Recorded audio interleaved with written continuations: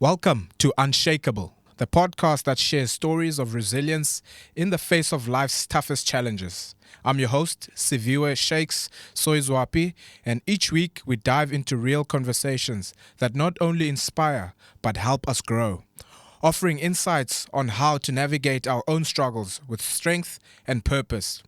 Because resilience isn't about being unbreakable, it's about standing firm when life tries to shake you. This is Unshakeable. Let's get into it. Hello, Unshakable family. Welcome to yet another episode. I know I say this every week, but this is going to be exciting as well.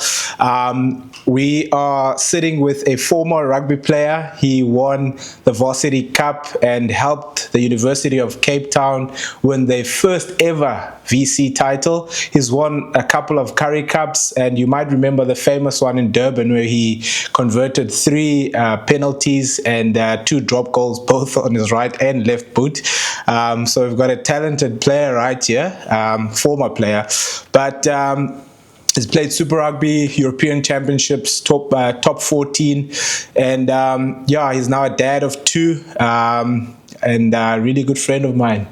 Demi, thank you for joining me on Unshakeable. Thank you, Shakes. Thanks for having me. It's always good to see you, but to do something like this is a little bit different. Yep. Instead of having, we did have a coffee for an hour, but an extended coffee, why not? Eh? No, for sure. I enjoy whatever little extra time I can spend with you. I'll definitely grab it with both hands. You know, they used to call you the Greek god, eh? Where did that come from? You know what, Shakes? I think, if I remember correctly, I was playing at False Bay. Yeah. And the manager at the time, Ramiz, used to shout, from the sidelines, Greek God, Greek God, Greek God. Yeah. And what happened was, at False Bay, they decided it was a good idea. Every time I scored points, they would put a Greek song on called Zorba the Greek. It was quite embarrassing for me, to be honest. Yeah. But every time I'd kick a penalty or score a try or whatever, would come on. Yeah. And then I think ever since that, from there, everyone got to know me as like the Greek rugby player. Yeah. And Ramiz was kept on shouting Greek God, Greek God, Greek God. Crazy. And it just crept in. And then it just carried on throughout my career, even when I was like in the UK. Yeah. Like the commentators would say, "Oh, you're known as a Greek god for sure. in South Africa." That's crazy. Not a bad name, though. No, not at all. I mean, it made its rounds globally. So Ramiz must be very proud of that he gave you that one. And family, how's the wife, Nicolette? It's been a while since I've seen her. I know, it has been a while. I mean, time flies. Yeah. But, sometimes seeing you now, it feels like I haven't been away from you for a minute. Yeah. But all good, thanks. She's fine. She's good. Kids are good. They're growing up quickly. Yeah. I'm settled in Cape Town now. They're happy. Thankfully everything's going well for Shakes. Amazing. Demi, I think I'm just gonna dive straight into it. The photo you posted when you were announcing your retirement was a photo of you at practicing kicking for poles, and your dad George was standing there, either coaching you or watching over. Oh, just But may his soul rest in peace. Why did you choose that photo? Because I think I started playing rugby because my dad loved it, and he guided me the whole way through. Yeah. And he was there the whole way through. Yeah. Every practice, every match. I often get asked by fellow players that I played with or coaches that I came across in my career. Yeah. When they see me, their first question is not, "How are you doing?" They say, "How's George?" Amazing. So he was much loved by everyone, and mostly me. Of course. So, people often ask me, who was your idol? Yeah. Who was your idol growing up in rugby or just in life in general? And the truth is, he was both in life and in rugby. So I couldn't have put a more significant person for sure in the picture. It was almost like the picture wasn't really me; it was me and him retiring. Yes. I didn't retire from the game on my own. Yeah. It was because he walked the path with me and backed me all along the way.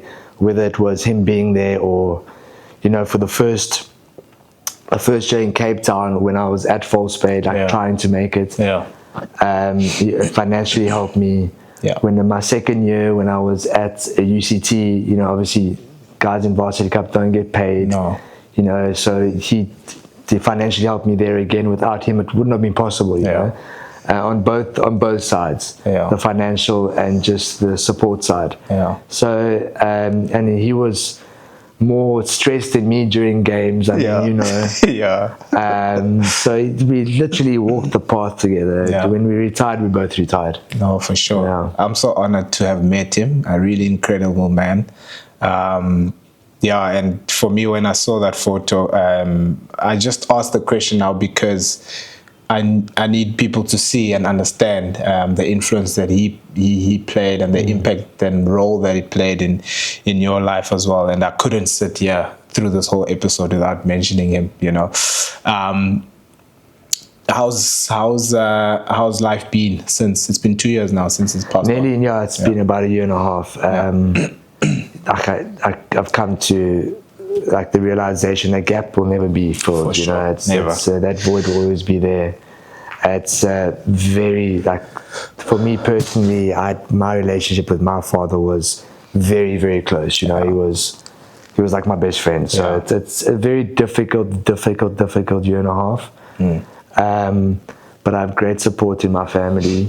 You know, I'm quite spiritual, and you know, I'm Greek Orthodox, so you'll know that. So, you know, I've gotten great like support from some spiritual teachers and priests that I'm with, and one of them was one of my dad's best friends, who was with us the whole process through.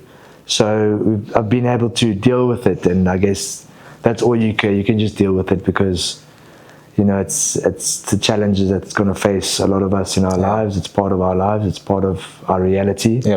And you know, I just have great faith that, you know, one day we'll meet again. But I first need to do a few things. Do this podcast with you first. Tick that a few other things afterwards. Amazing. Thanks for sharing that, Demi. How did you get into sport? Because I know you were an incredible footballer. You could have literally been in soccer willingly if you wanted to. Maybe tell us about the Morocco Swallows gig. So I got into sport. I love sport. From the day one. My dad was also a fanatic. You know, and my dad loved cricket. He loved rugby. He loved sport. Soccer was around at the time. So he introduced it to me. You know, and introduced it to my two brothers too. So I got two brothers and a sister. Now, the whole Morocco Swallows thing came about. I was first at Edenvale Soccer Club in Edenvale, close to where I lived in Bedfordview. Grew up playing soccer in Bedfordview, BCC Country Club. And by the age of about 13, I think it was about 13, I started like getting quite good, and I was making the Eastern Gauteng provincial team, and got pulled to go play for Edenvale. While I was at Edenvale, continued to do quite well. I was playing under 15 Easterns and all that type of stuff. And then there was a guy, his name was Reggie. He was a coach at Morocco Swallows. And all those Morocco Swallows players were playing in that Eastern provincial team. It was basically of the whole province, and Morocco Swallows fell in the Eastern Province area. And asked me to go join and play some soccer at Morocco Swallows. And I went there and started going really well. And I was 16, turning 17 at the time. And things started getting quite serious at school too. So like, I was in standard 9, I was getting to matric. I was voted to be a prefect at St. John's. Did St. John's have soccer? St. John's, we played soccer for about 4 weeks a year. And we were quite good, but it was like a very small time of the year, you know. And I started getting really good at rugby at the time too. And I was on scholarship for cricket at St. John's. Wow. So that's why I went to St. John's. George was confused now. I was confused. I think we're all confused. We didn't know what to do. So I had Morocco Swallows, where I was like, needed to be at training for like 4 hours after school every day. It was quite hectic. It was like pushing into almost the senior team. You know, we were trained under 17s and under 19s. And a lot of those under 19 guys would get chance to play PSL often. So I was like kind of like breaking you into very close, eh? Yeah. A year before that, we actually went to Brazil. I went as a SA invitation team. We went to Brazil. We played against Boca Juniors. We played Sao Paulo. Played Napoli in Italy. The Mexican national team was in Teresópolis. It's actually where the Brazilian national team trained. Yeah. That was amazing. When you went there, was that setting the confusion, or was it just? It was just also confusing at the time. I didn't know what I was going to do, what the sport I wanted to carry on in. The first to drop was cricket. Okay. I felt like I loved that. I loved it, but I loved it the least. Got you. Makes sense. So that was the first girlfriend to step out of the and then it was between football and rugby now. Yeah. Now football, the truth is I would have to, if I wanted to carry on in football, I'd probably have to drop rugby. So the same time of the year. Yeah. And I was on scholarship at St. John's, and for me to drop rugby would also be to lose my scholarship. Oh, okay. And the time came when I was about, I think it was 16, 17, to say bye to football and to pursue rugby. And do you then feel that that decision was made for you then? It kind of was. Okay. It was. I think it was mostly made because of the country I was living in. It was, the fact that football wasn't played at school so much and rugby was. Yeah. But looking back now, I couldn't decide at the time which one I love more. Yeah. Looking back now, I do think that I love rugby more. I enjoy watching the game more, to be honest now. And I just loved the physicality of rugby, which I didn't get in football. Yeah. No, I understand how you can be so confused with it because you were good in both, and you also played. This doesn't happen often where a learner plays first team when he's 15 years old, and you did that already. So you played first team when you were 15 until you were in matric. Yeah. Okay, so I understand your headache. Number one. Yeah. which was. Looking back now, I was like, wow, how did they let me do that? Yeah. I was tiny. I weighed like 60, I think I was like 68, 67 kilograms. And you still love the context though? That specific year, I did not. That year was not my favorite contact year. Like that was more so about just like making it out of the game alive. I understand. I remember we played St. Stithians. It was like our grudge game, St. John's, St. Stithians. Derby. And there was a lock on the other team. They used to call him Giant. Can you imagine how big he was? He was a giant. Only imagine. He was massive. I think it was probably over 2 meters. Wow. And it was one of my first games, first team. Yeah. And I'll never forget the whole week. You're building up, Giants coming. I was like, oh my goodness. Anyways, he came in the game. And he ran at me, and I kind of tried to tackle him, kind of grabbed him. Eventually, grabbed onto his pants, and he was dragging me. But the only way to get this guy down is put his pants down. And I was grabbing him, I just pulled his pants down. He eventually tripped over his pants, and that was. You have to find a way. That was it's like the only thing I kind of remember from that year. It was just like a bit of fear. But you know what? I learned a lot and I loved it. And my dad was so proud of it. He was also a little bit nervous because I was tiny. For the first team, I was very small, but it added to the confusion. I remember playing my last game that season, and 3 days later catching a flight to Brazil. Wow. To play in that competition. Wow. Yeah. And one coach at St. John's was saying, are you crazy? You should never be playing this rugby match on the Saturday and then going and playing in such a big competition in Brazil for South Africa, like an invitation team.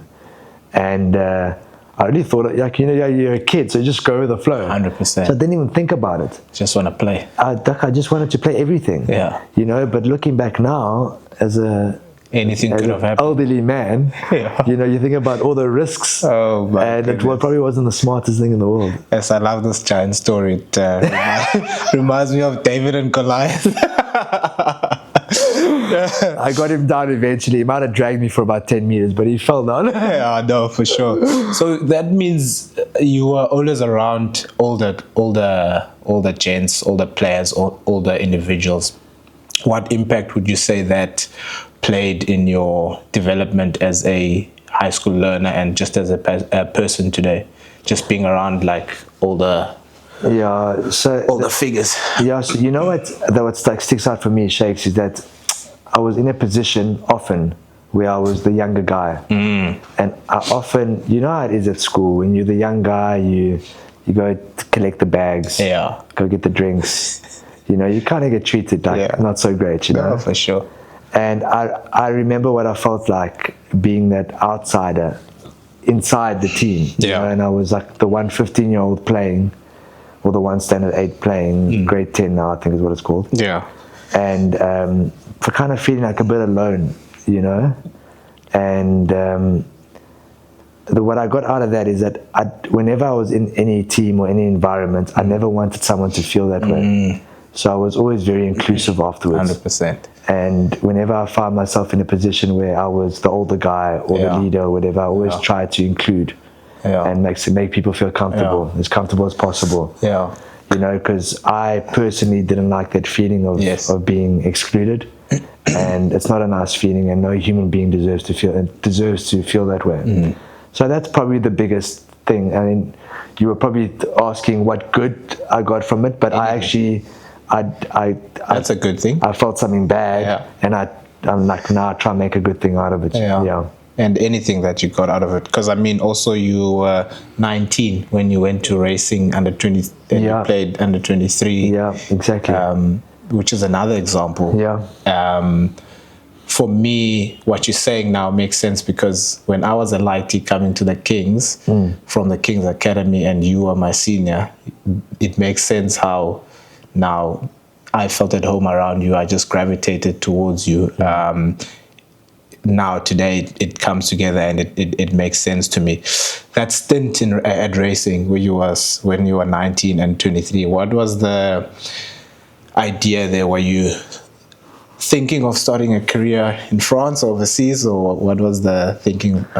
So to be honest, growing up in South Africa, I was always, you know, like wanted to become a professional soccer player from probably the age of like 8. Could have easily done that. From like 6 until about 16, 17. It was always like professional soccer player. And you know, like as South Africans, we always watch overseas football. Yeah. So I fell in love with like French football. Yeah. Like Zinedine Zidane, Thierry Henry, all those guys were my heroes. Yeah.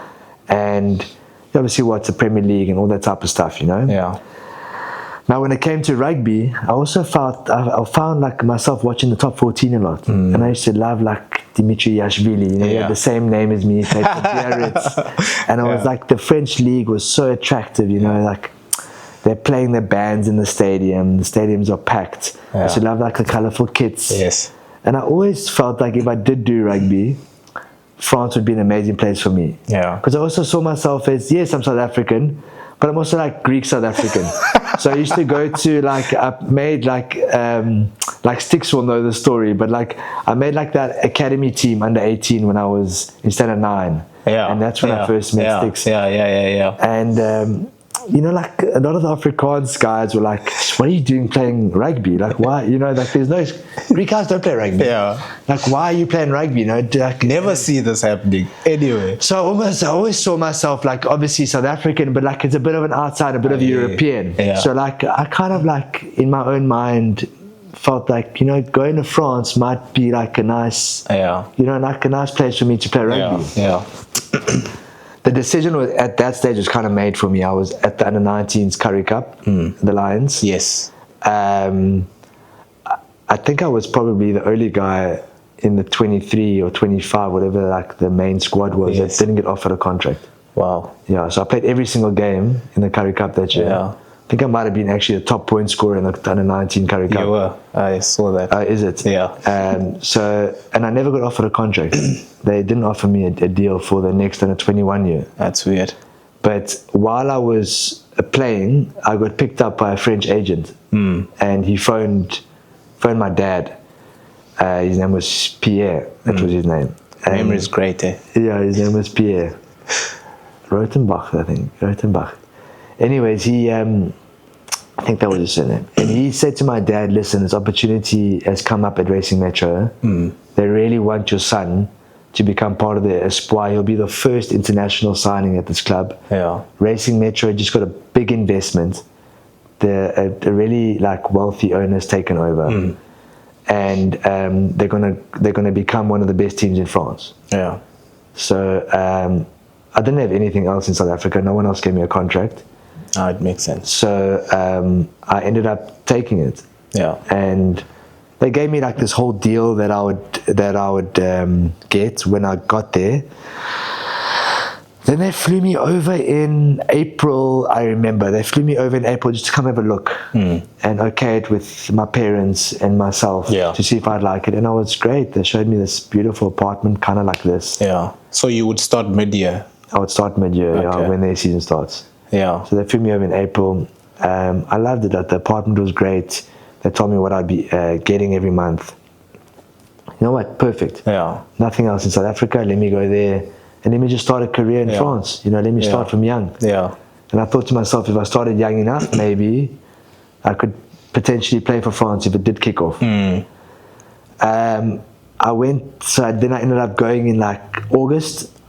I didn't go to that apartment that they showed me. They sent me to a house. Did they sell you a dream? They sent me to a house. I promise you, the grass was taller than me. And I was with like 7 other guys. I remember opening the cupboard and the cupboard fell on me. So you were supposed to live alone. Now you're living with... I was going to live with 2 other guys. Okay, and they were both in the senior team, basically. Like, they were juniors in the senior team. Now I was staying with other 18-year-olds. They were selling you a dream. Yeah, they sold me a dream. So the grass was higher, it's taller than me, honestly. The house, like I said, the cupboard fell on me when I opened it. And I thought to myself, what is going on? Anyways, I tried for a bit. So the end of the first month came. The deal wasn't what I thought. It was not even half the money what they said they were going to give me. Yeah. And then I just said to my dad, listen, it's not what we thought it was going to be. I enjoyed the training. Yeah. Beautiful club. Jeez, the facility is amazing. Of course. I remember walking past Chabal and I was like, what the hell is that? Then I was a human being. Honestly, I was like, where did they find this guy? It was huge, like just so it's built and like I was like, geez, like that's a superhuman. And then it was amazing. And so I loved what looked like the professional side of that club. And it looked like the players were taken care of. The gym was amazing. They got food every day. They played in a good competition, the top 14. You know, it was just like, I was the only guy that spoke English in the academy. It wasn't quite what I thought accommodation was. So you might have picked up a bit of French there. I did of course, because I went back afterwards. I went to Montpellier, so I did pick up a bit of French. But that came to an end like 3-4 months in. It was just... wasn't working. I went and I chatted to the guy that brought me there and I said, listen, it's not what I thought. Yeah. They tried to keep me. They tried to offer me like a bit more money. But it still wasn't going to be what, I agreed to go on. Yeah. And it was, I don't want to mention numbers now, but it was, what they wanted to give me was unlivable. I think the other guys had family there and stuff that was obviously subsidizing. But, I had no family there. My dad was willing to subsidize if he could. Yeah. But I thought, it just didn't make sense. It didn't make sense to be away from home and that and. Yeah. So then I ended up coming back. Coming back to nothing. So that's the False Bay opportunity. So came you back went straight into club. Yeah, then no one wanted me. Okay. Then I was just like out of the system completely. Yeah, okay. And then I got a call from False Bay. Yeah. So a guy named Greg Tinkler, he was an agent at the time. Yeah. Got hold of a club in Cape Town, False Bay. They needed a fly-off. They were coming up from the Super B. Yes. They needed a fly-off. And Kevin Musikante was the coach at the time. Yeah. Saw a video of me and he thought, well, I'll take him. Yeah. So then I got here. Actually walked into his apartment the first week I was here. And he subsequently told me afterwards, he looked at me and I was like, what the hell did I just sign? I was a 20-year-old. I had long hair. I was small. I promise like, you, if a lot of people look at you, especially when you still had your long hair, they would have said, this guy plays rugby. No, then he thought, geez, this guy's going to get eaten up. What did I bring here? Surfer boy. Yeah, exactly. That's exactly what he said. So, I mean, that was the next step. And then, I mean, thank goodness it was him at the time, because he just he brought the love of rugby back into my life, you know. Yeah. Amazing. Sorry, I just have to ask, what's your state of mind? Like, what's your state of mind first? No one's offering you anything in South Africa, and then you go to France, and it's not what you thought it was going to be, and then now you have to get back to South Africa to nothing. Like, what's going on in your mind from that point of, I'm the highest try scorer and still, point scorer, sorry, and still no one wants me. Yeah. So I must be honest, it was like a lot of anger. It was, I knew I was good enough, and I just wanted people to like see it. So I just needed somewhere. I just needed an in, you know, and it was no everywhere. And I kept on saying to my family, I was like, just give me 1 year. I just needed 1 year. I was like, just give me a few games and I'll show everyone, you know. And it was mostly driven, like my state of mind, I was angry. I was like just frustrated, you know. And when I got the chance eventually at False Bay, I think if there were videos of those games now, you would see an angry 20-year-old running around the field. And it's grabbing the opportunity. Just there was nothing that was going to stop me, to be honest. There was nothing. I trained. I came here as they were paying me a little bit of money to be here. They were paying me per game, so it was enough, and they gave me accommodation. But it was just time to like focus. I was like literally on a year camp of training and playing, and that was my year to make it, you know. Yeah. Only 1 year. You had 1 year. I gave myself a year. Oh, okay. I was 20, turning 21.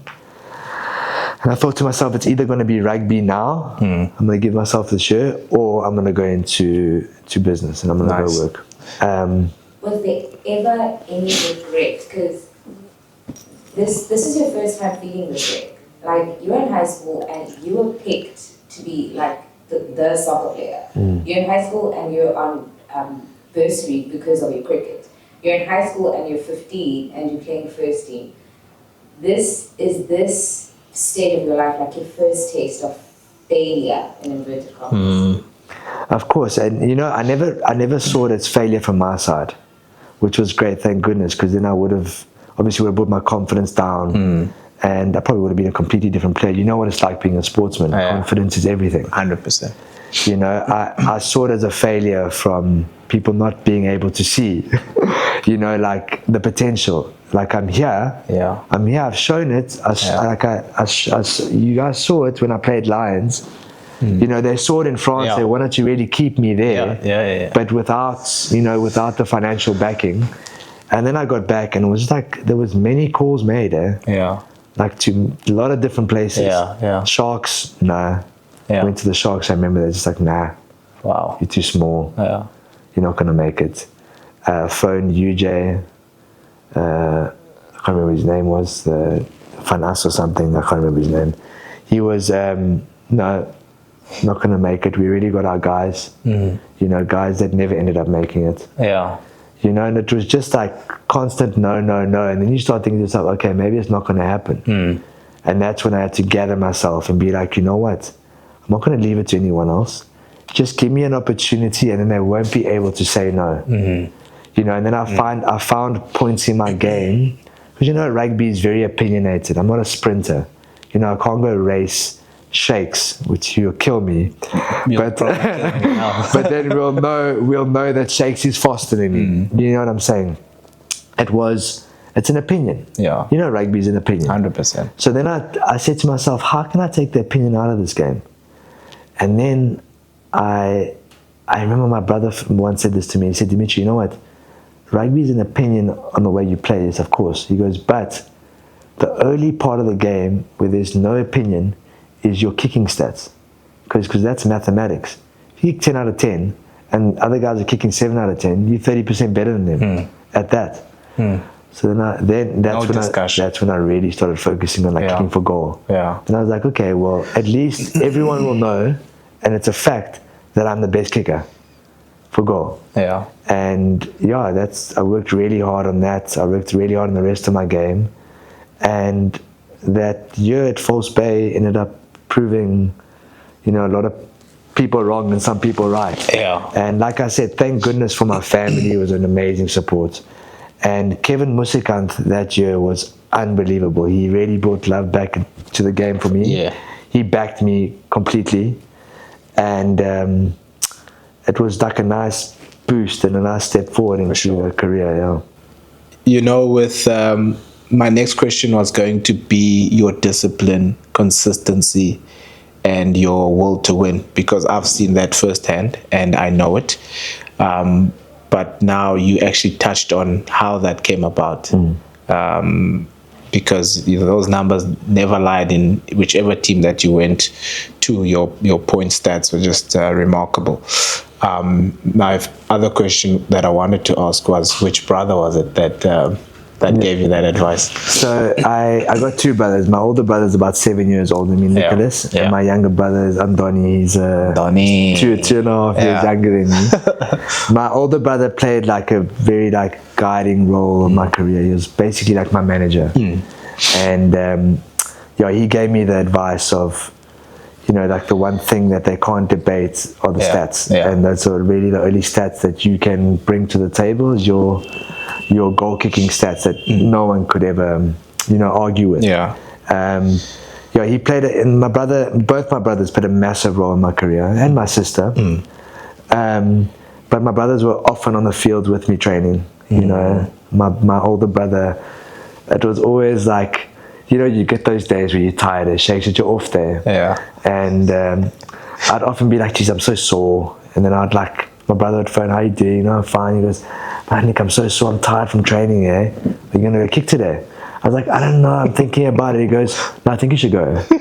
And it was always, I think you should go. And even if I asked him, I was like, Nick, do you think I should go? I think you should go. What wrong can come from it? Go. It's not giving you the answer. And it was never exactly. And I was always pushing the limits, Yeah, amazing. And you want that. I needed that, and I think we all need that. Even on those days, because it gets tiring, And I often used to feel like, man, he doesn't know how sore I am. He doesn't know, it doesn't understand. It doesn't understand. But, there's little, I wouldn't say 1%, those 0.1%. Every time you go when you're not supposed to go, you wouldn't feel like going. Wow, they add up. And I felt that at the end of my career, because there was times at the end of my career I was like, gee, Demetri, did you ever think you could get to this level of going down to training and wasn't really concerned about missing a kick. I wouldn't miss a kick for goal. It was just trust me, as your teammates, we never stressed as well. No, and in the game sometimes I was like, geez, I better get these kicks. But I often would go down to training at the end of my career just to go down, so I've done the 45 minutes. Not because, I knew that you know exactly what to do. I knew your exactly process what is to in do. place. You must just... And I got to that point, but only through thousands and thousands of hours of work, and... How important is that, Demi? So important. The continuing, like you said, discipline. Discipline. You know you can do it. You have to have discipline in sports, The motivation's one thing, but motivation fades away. You can have motivation today to accomplish that, but then that fades away. And a lot of guys are just born with discipline, I think, or they train their discipline and they get really disciplined. That's something that stays with you. And the best sportsmen in the world are really, really disciplined. They go and they do their things that they need to do. Even when sometimes they don't want to. And as a whole, overall, you think to yourself, but if it's always going to be a grind, then it's not really worth it. You don't want something to be terrible on you that eventually makes you sick or whatever. But the truth is, as a whole, it's fulfilling and it's beautiful. What you get at the end of it.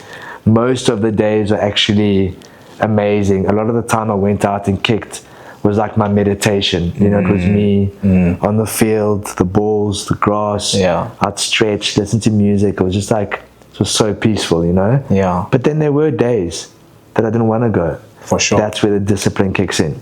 Yeah. And all the best sportsmen in the world are all disciplined, and that's I think that's probably the best, just staying humble. Yeah. And being disciplined. Yeah. The most important traits in up sports. there. Yeah.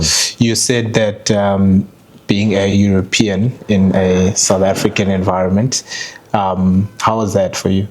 It was nice to a point, because like I think when I first came through, everyone was like, "Geez, who's this funny name? Who's this guy?" My first game for Western Province, I run on the field at Newlands. I ran on the field and I had like longish hair. Long hair. Yeah, long hair. And I ran on the field at the same time like South Africa had the Jaguars playing in the Vodacom Cup or whatever. Yes.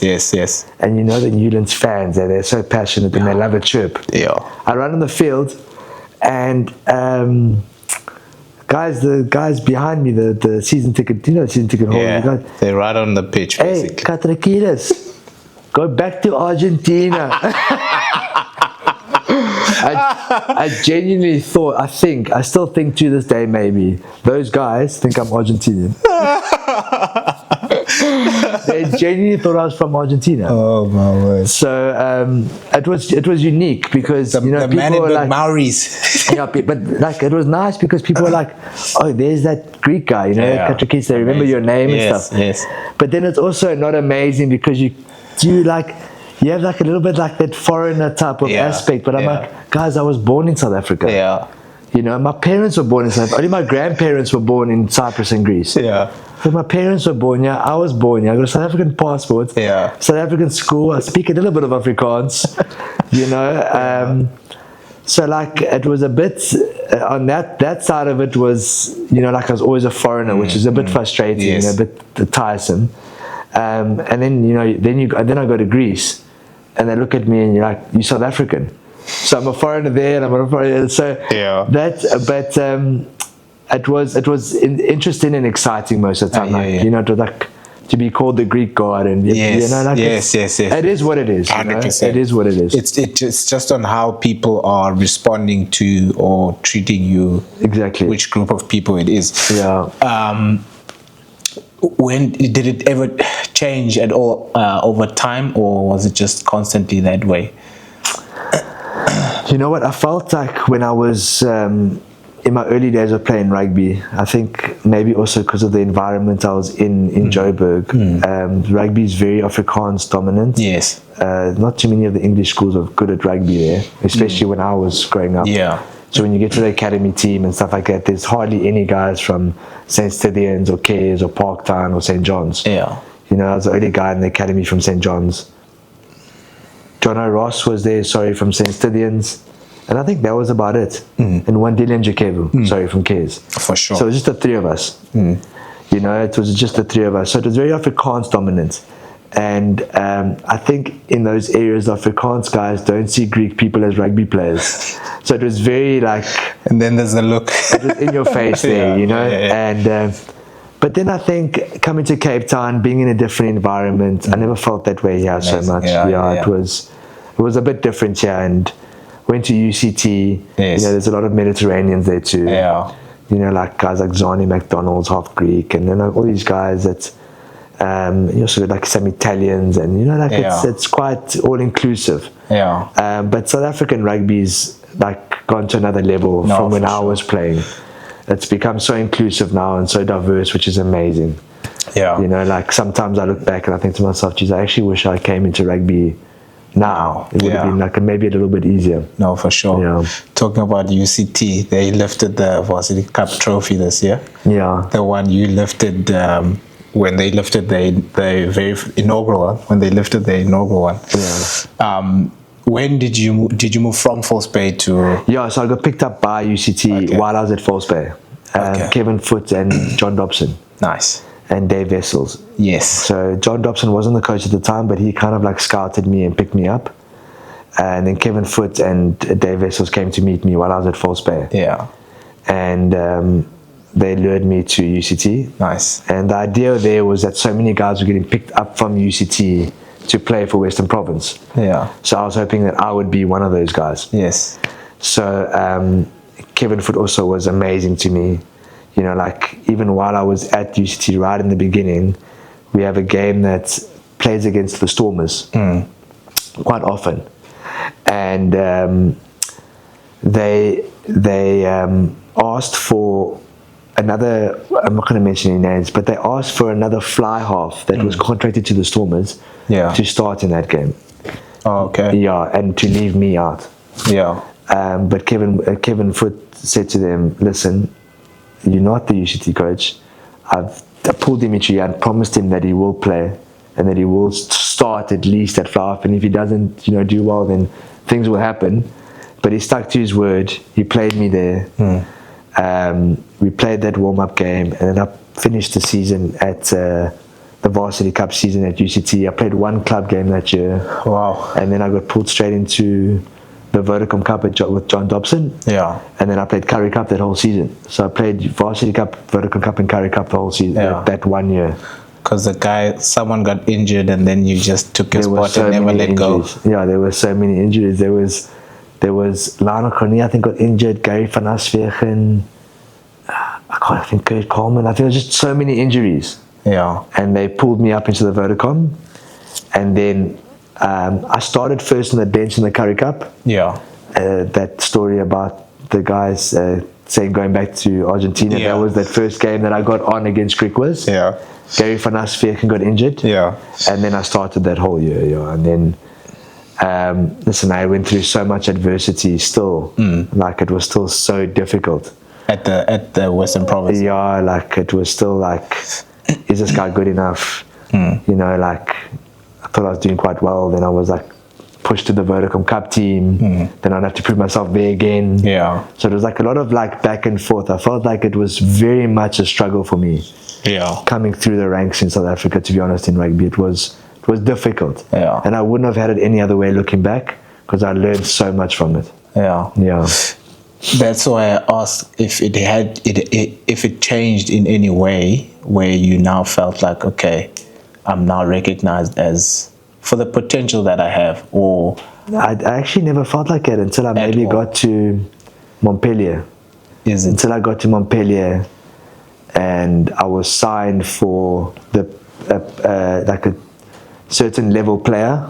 Yeah. And I got pulled into the coaching staff and had a chat with them as soon as I got there. Yeah. They told me how much they believed in me. It was the first time, I think, other than maybe being at False Bay and UCT, where the coach was like, you know, just go out there and we believe in you, you play your game, I'm not going to tell you how to play, type of thing. Yeah. You know, so it went through waves. I hear you. I got to False Bay, I felt like, oh wow. Yeah. Like, they believe in me, Yeah. Same at UCT. Then coming into the Western Province setup was very difficult, because I didn't play SC under 20s. Yeah. I didn't even play Craven Week. You know, I didn't play Province under 21. So it was like I was coming in as the outsider, you know, like below everyone else that was there. Yeah. You know, and I was like the fifth fly half when I came in, sixth fly half. Yeah. So I really still had to like prove myself. And Everywhere you went. There were so many superstars there too. Yeah. And I only really, like you said, I only really got a chance through injury. No, for sure. And then I had to prove myself while those guys were injured. Yeah. And even then, you know, like it was still like a lot of question marks. Yeah. But you grabbed it. I mean, there was a long time when you became the Western Province flyer, for a really long time. Yeah. You know what? It wasn't that long. I think about it now. I think people often look at me and be like, geez, you were the flower for like so long at Western Province, and you were... I think for the years I played, I must have made like a decent impact, because it actually wasn't that long. Yeah, wow. I didn't play Super Rugby 2012. They dropped me. They didn't include me in the squad. And I played Vodacom Cup. Wow. And we won the Vodacom Cup. And I actually got player of the whole Vodacom Cup. Yeah. But they dropped me after being the first choice flyer in the Curry Cup 2011, where I played semi-final. And I actually got player of the month of the 1 month in the Curry Cup. Which doesn't happen often, I think, for a guy that's his first year. Yeah. So coming out of that, I was just dropped. I wasn't included in the Super Rugby. And then there were other guys that were included that were potentially actually behind me at the time. So I went to Vodacom Cup, and then I had the same thing. I had like my reminder of coming out of Curry Cup in the 19s, where I had to prove myself again at False Bay. So I had to prove myself again in the Vodacom Cup. Then that same year, I finished Vodacom Cup, we won it. First cup Western Province won in 12 years. Then we played 2012 Curry Cup. First Curry Cup Western Province had won in 12 years. I played in that one. That's the one you mentioned. How epic was that final? Yeah, that was amazing. And then, you know, the Stormers still couldn't promise me any Super Rugby for the next season. They were adamant that I possibly wasn't ready to play Super Rugby. Anyways, I went to Southern Kings, played Super Rugby there. Alan Solomon's, I was so happy at the Southern Kings. I know you were there with me. Did that make the move easy for you to just go to the Kings? Of course. Alan Solomon's was after me for a while. And he kept on saying, they don't appreciate you. You must come to... Yes, I loved it. I was like, but I like it, Solly. I love Western Province, you know. I love Cape Town. I love playing in the stadium. I love it, you know. But he's like, but I don't appreciate you. Come to me. He is like that. So eventually, when the Stormers couldn't promise me any Super Rugby, I ended up taking that opportunity, and it's one of the best things I ever did, I think, in my career. And a lot of people told me not to. Everyone said to me, why would you go backwards? You know, like, you had the Stormers in Western Province, why would you go to the Eastern Province and the Southern Kings? I said, because I just need a chance. Just give me a chance and then I'll show you. You know, because the Stormers obviously didn't believe I could play Super Rugby. No. Sad. But then I showed them the next season, Shakes. No, you did. Then it's when I got pulled into the Springbok squad. And we had an amazing season, some amazing people. I got to meet some of my best friends in rugby, like you and Edgar and Virgil. Like, remember Virgil? Hadley. Like, we had such an amazing staff. I'm forever grateful. I mean, it's the only time and the last time I'll ever cry in a sporting event or a rugby game or anything like that was when we found out that we were not going to be in the Super Rugby the next season. I remember that brought a tear to my eye.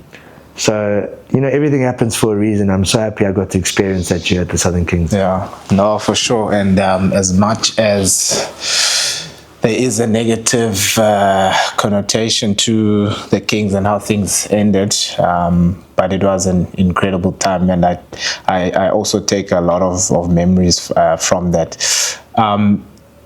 Someone else, a current player that's playing now, what is something you wish they would know that you didn't know at the time, and at the time you were playing, that you think if you know this, I think you'll be in a better place with your discipline, with your consistency, and maybe things behind the scenes, back office stuff. So, you know, my biggest thing was that because of sometimes the hardships, I sometimes got into places where I didn't value my game enough. You know, I believed in myself, but I often listened to outside people, and not sometimes it wasn't outside, sometimes it was like coaches in-house, you know, that almost made me believe that I wasn't as good as what I potentially was. You know, and it's like,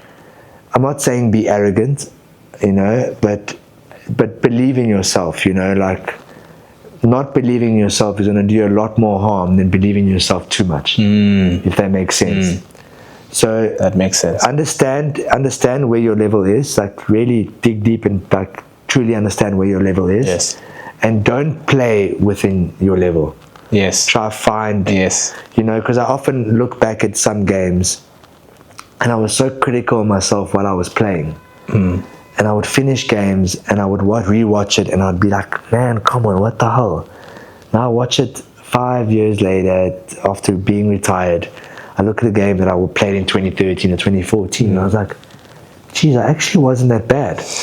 You know, I was so critical of myself, and I found it came from others around me that were quite critical of me, that made me more critical. And now I don't even see that. When I watch the games, I don't see it back. So like, don't play with, like I used to sometimes play within myself.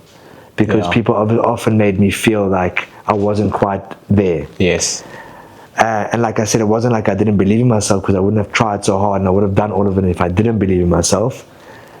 But I often potentially went into games playing within myself, and I maybe shouldn't. I shouldn't have. Yeah. And a lesson that has nothing to do with sports, but you got from playing rugby? Well, for me, the biggest thing I got from playing rugby is, and I actually got that from my dad. My dad always used to tell me growing up, you know, Demetri, no matter what you achieve, no matter how great your achievement is, whether you're a player of this, player of that, you're the captain, always stay humble. Like, always keep your humility close to your heart. And you know, it's not just about like staying humble in yourself, but like often bringing other people around you, like letting their characters come out around you, and letting their skills show around you whenever you can. You know, using your whatever ability you have to bring others' abilities out around you, and that's like almost of service. You know, that's servicing people around you and watching them grow around you. But being like staying, keeping my feet on the ground and being humble, you know, keeping at it, was probably the best lesson I had. Amazing. And with what you say about the people around you and the people that are in your company, I can definitely attest to that it is infectious as well, you know, and it impacts you being around you as a person. So question now is, when you retired, did you feel like you had to start from scratch after playing for so long? 100%. And you do. No, you do, eh? Yeah. You imagine like studying to become a doctor for so many years, and then getting your PhD. Yeah. You know, and then working, and you know, like you've sorted everything out. You know, you've made it. Yeah. And then all of a sudden, well, now you have to start a new profession. Wow. You know, and then no matter how much you've prepped for that profession, like no matter how many, like I studied insurance. Yes. I understand it. I've read books. You know, I've done some work experience. But actually doing the physical work and being there and meeting clients and that type of stuff's brand new. You don't have that experience. Brand new. Luckily, rugby was difficult. You know, like breaking into rugby, showing discipline, fighting through difficult times, you know, that it kind of made it a lot easier. You know, if I'd experienced that when I was 20 years old, it would have been a lot more difficult.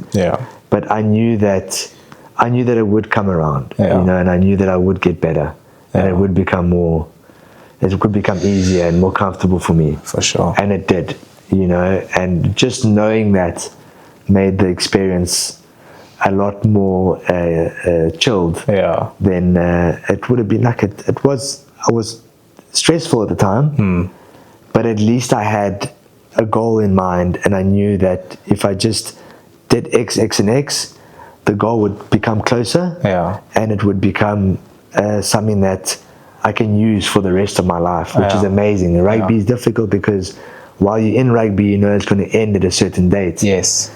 And that brings quite a bit of anxiety in itself.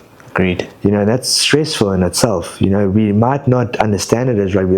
Like, while we're in the moment, subconsciously, deep inside us, that's always hovering over us. Absolutely. You know, it's like a heavy cloud. Like, absolutely. Don't forget your career's on the end. Don't forget you need income afterwards.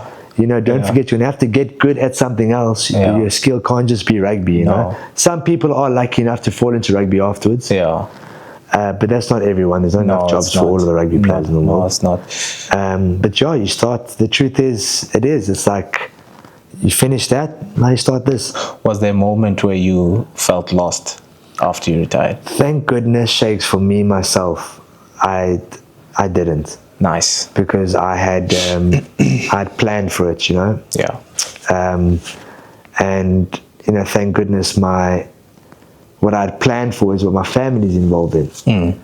So it was a constant, building up towards it. Yeah. And I feel like a lot of the reason why I possibly retired when I did was because I had that plan. Yeah. If I didn't, I'd never know, I might have still been playing rugby today. Still pushing it. Yeah, seriously. Yeah.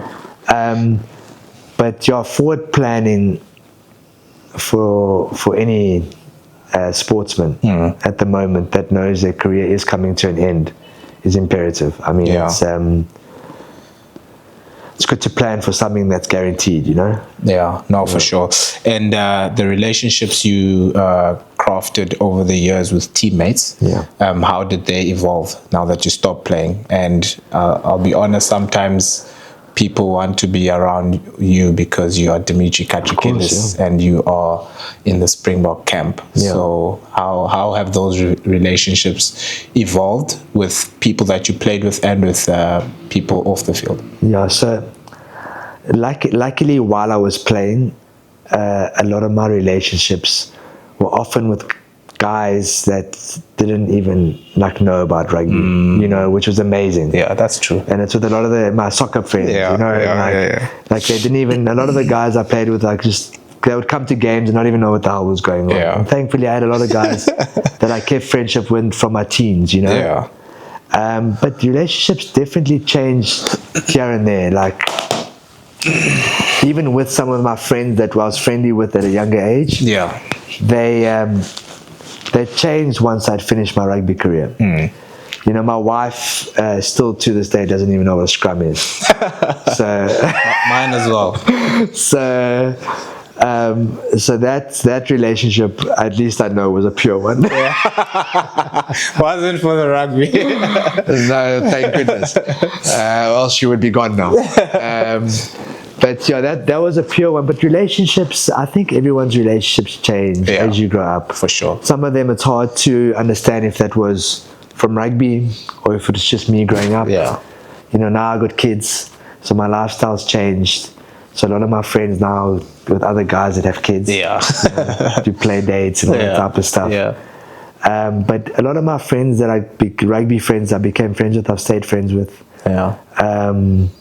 You know, it's tough sometimes because guys are living in different cities or all around the world. You know, some of my best friends are foreign guys like Namani Nadolo who lives in Fiji. Which I don't know when I'm going to see him again. But I keep in touch with him. Joe Tamani lives in Australia. You know, Manuel Cariza lives in France. You know, but then I got like Nick Groom who still lives here. Marcel Brach, he's in America. Like, you know, the guys are all over the place. You know, but I keep in touch with them, and you know, whenever you see them, it's like you haven't spent a day away. It's like when I check you. So I'm just so grateful that I met all those people, and I've gained friends. Like that's probably the best part about rugby. So true, eh? The memories in the rugby is amazing. But the friendships you gain from it, I think, outweigh all of it. No, amazing. Lastly, last question. How do you define success now compared to when you're playing? You know, success in rugby or success in life? Success in life. How do you define success in life? Because you obviously defined success differently while you were playing. So now that you stopped playing, how do you define it? So, you know, while I was playing, success was very rugby driven, obviously. But at the same time, I always had this like a pull towards becoming a better person, you know, while I was playing. And I was obviously trying to drive a material success in, like, you know, being starting fly off, or playing X many games, scoring so many points, winning trophies, you know, like all those material things that come and go. And but at the same time, I always had this like drive of, you know, while I'm doing that, I want to gain experience, and all my hardships hopefully make me a better person along the way. And then obviously I still have that drive in life, and I still want to become a better person. But over the last few years, especially since my dad had passed, you know, like I feel like my ultimate purpose, and it's an opinion, but I feel like everyone's ultimate purpose on this earth is to get as close to your pure spirit And some people might call it God. Some people might call it whatever, the universe or whatever. But to become as comfortable and as close to, in my instance, to become as close to God as possible throughout your life. You know, and if we can all like have a drive and a motivation to do that, we'll all become amazing people in the process, you know. And you know, it's amazing since I've come to that conclusion, and I'm trying to live in that way. You know, a lot of our healings and a lot of our hardships come from within, you know. They don't just come from your physical brain or you know, a trip to the doctor and stuff. You know, a lot of our bad thoughts and all that type of stuff, you know, like they from things that have happened to us in the past, and things we need to get over and deal with. Like on a spiritual aspect, you know, they don't leave physical scars, you know, they're scars inside. So that's how I define the success of my life is that. Yeah, no, I think you answered me when you said even while you were playing you wanted to be a good person. So I wouldn't say it changed much from when you finished up. But let's say thank you to our Argentinian friend. I'll make sure he catches a flight and arrives back in Buenos Aires safely. Maybe thank you for your time, and I really appreciate it. Unshakeable family, this, as I said, it was also an enjoyable one, and really think you're gonna love this episode with a good mate of mine. I really enjoyed our time today. There's a lot of takeaways from this episode, and I really think that you will enjoy watching it. So like this video, comment, let me know what you think, and let me know what your takeaways are. And please do the right thing. Subscribe to the channel as well, and we'll catch you on the next episode of Unshakeable. Cheers. Thank you. Thanks for tuning into Unshakeable. If today's story moved you, inspired you, or gave you something to think about, share it with someone who needs to hear it. Remember, resilience isn't about being unbreakable. It's about staying rooted when the world shakes. If you haven't already, hit follow, leave a review, and help us grow this community of resilient voices. Until next time, stay grounded, stay growing, stay unshakable.